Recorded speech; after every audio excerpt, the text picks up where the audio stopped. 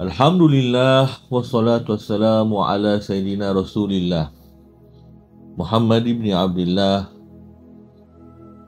wa ala alihi wa sahbihi wa man wala. Syukur kata Allah Subhanahu wa ta'ala atas segala pemberian nikmat yang dikurniakan, sama ada nikmat itu nikmat duniawi ataupun nikmat agama, sama ada nikmat itu nikmat yang nyata dalam kehidupan kita atau nikmat-nikmat yang halus tersembunyi. Ada nikmat itu dalam bentuk kebendaan ataupun dalam bentuk maknawi, dalam bentuk perkara-perkara yang batin. Mudah-mudahan nikmat tersebut Allah Subhanahu wa ta'ala berikan kepada kita disempurnakan dengan segala macam bentuk ketaatan kepada Allah Subhanahu wa ta'ala sebagai tanda syukur kita ke atas Allah Subhanahu wa ta'ala atas segenap kurniaannya. Hidayah yang Allah Subhanahu wa ta'ala berikan dalam kehidupan kita adalah antara nikmat yang besar daripada sejumlah sekalian nikmat yang Allah Subhanahu wa ta'ala berikan yang kita tersebutkan tadi. Yang mana jika kita hitung nikmat Allah Subhanahu wa ta'ala, tidak mampu untuk kita jumlahkan bilangan nikmat tersebut kerana terlalu banyak, dan kita tidak dituntut untuk menjumlahkannya. Bahkan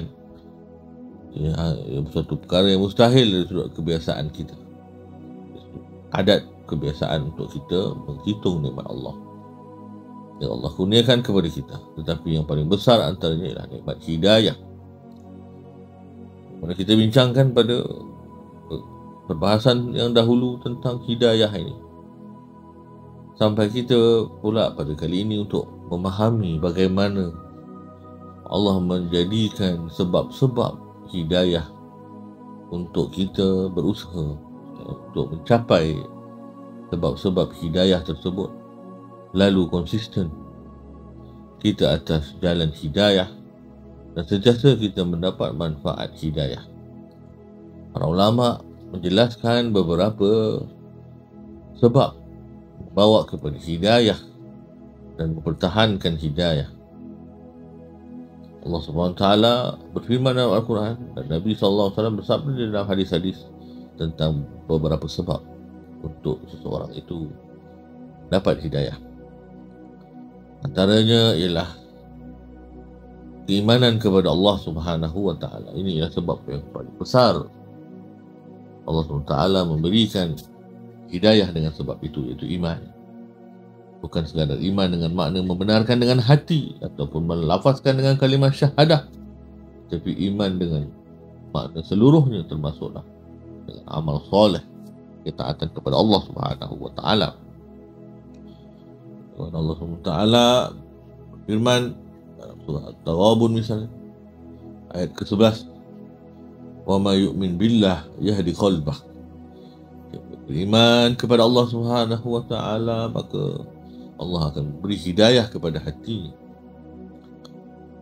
Sama juga dengan ayat Quran yang lain, yahdihim rabbuhum biimanihim. Allah Ta'ala memberi hidayah, Tuhan mereka memberi hidayah kepada mereka biimanihim, dengan sebab keimanan mereka. Dan sebab yang kedua ialah kita sentiasa melazimi sunnah Nabi SAW, mengikuti sunnah dan akhlak Nabi SAW. Kepada Allah SWT berfirman dalam surah Al-A'raf misalnya ayat ke-158, Allah SWT berfirman, wattaba'u la'allakum tahtadun. Hendaklah kalian semua mengikuti baginda sallallahu alaihi wasallam, mengikuti ajaran Nabi Muhammad sallallahu alaihi wasallam, mengikuti sunnah dan akhlak Nabi Muhammad sallallahu alaihi wasallam, la'allakum tahtadun. Semoga dengan demikian itu kalian akan mendapat petunjuk. Sama juga dalam surah An-Nur, Allah SWT menyebut ayat yang ke-54 misalnya, wa in tuti'u tahtadu. Kalian mentaati baginda Nabi Muhammad sallallahu alaihi wasallam, kalian akan mendapat hidayah. itu adalah sebahagian cara-cara kita untuk menghamparkan diri, membentangkan diri kita untuk mendapat hidayah daripada Allah Subhanahu wa ta'ala. Begitu juga kita boleh mengambil petunjuk itu daripada Al-Quran misalnya. Sebab-sebab hidayah boleh didapati Al-Quran misalnya sebagai pedoman hidayah. Allah SWT menceritakan di dalam Al-Quran sendiri dengan kalimah sama ada hudan linnas atau hudan lil muttaqin. Ini Al-Quran ini petunjuk bagi manusia, petunjuk bagi orang-orang bertakwa.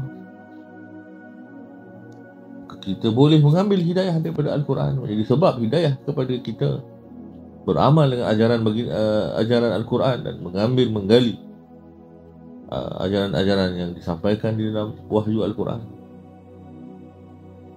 Begitu juga kita lazimi ketaatan yang dituntut oleh Allah SWT seperti ibadah solat, lazimi masjid Allah SWT, menunaikan zakat, berpuasa dan sebagainya. Ini juga sebab-sebab besar untuk mencapai hidayah. Sebab Allah SWT berfirman dalam Al-Quran surah Taubah misalnya ayat yang ke-18, innama ya'muru masajid Allah man amana billahi wal yawmil akhir. Sesungguhnya orang-orang yang memakmurkan masjid-masjid Allah ialah orang yang beriman kepada Allah SWT dan hari akhirat. Wa aqamas solat, dan dia adalah orang yang mendirikan solat. Wa atat zakah, dan orang-orang yang menunaikan zakat. Walam yakhsha illallah, dan akhirnya ibadah itu mencetus makrifah dan hal hati dengan Allah Subhanahu wa ta'ala. Fa'asa ulaika an yakunu minal muhtadin. Mudah-mudahan dengan demikian orang-orang yang demikian itu yang beribadah dan dapat makrifah dan takut kepada Allah, mereka lah orang-orang yang dijadikan dalam kalangan orang-orang yang mendapat hidayah. Inilah yang dimaksudkan dengan sebab-sebab hidayah, agar kita terus mempertahankan sebab-sebab ini dan kita berusaha untuk tidak menjauhi sebab-sebab ini, agar kita sentiasa di dalam daerah hidayah dan tidak keluar daripada sebab-sebab hidayah, agar kita dapat istiqamah dengan kebaikan dan ketaatan sebagaimana yang diisyaratkan oleh Nabi SAW. Dan Allah SWT sendiri menekankan agar kita sentiasa di atas jalan yang lurus, jalan hidayah, sehinggalah kita meninggal dunia. Sebagaimana dalam Al-Quran menyebut wala tamutunna illa wa antum muslimun, janganlah kalian itu meninggal dunia melainkan kalian itu benar-benar sebagai seorang muslim ketika meninggal dunia. Ini perintah agar kita istiqamah taat di jalan Allah Subhanahu wa ta'ala. Wallahu a'lam.